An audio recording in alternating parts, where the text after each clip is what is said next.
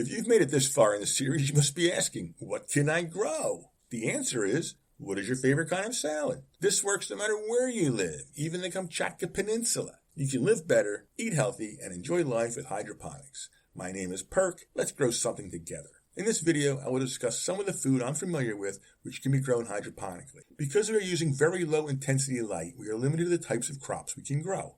At the top of the list is lettuce, but not just any kind.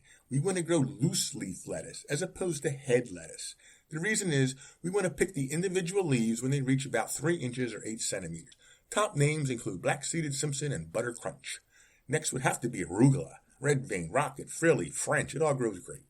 Kale grows gangbusters. Red Russian kale is common right now in a lot of mixes. Bright light Swiss chard, which provides nice color, has great texture and flavor too.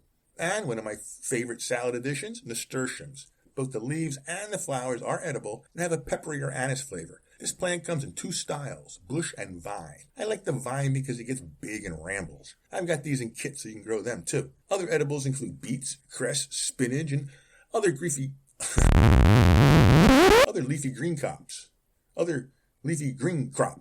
Herbs like basil can be grown for pesto fantastique. I select here with all 3 kinds of basil, just like I'm growing here in the live video. I'll be showing you how to grow these in future videos. To add a dash of color, I grow orchids. These are super easy. Let me show you how. Let me know your favorite greens in the comments below.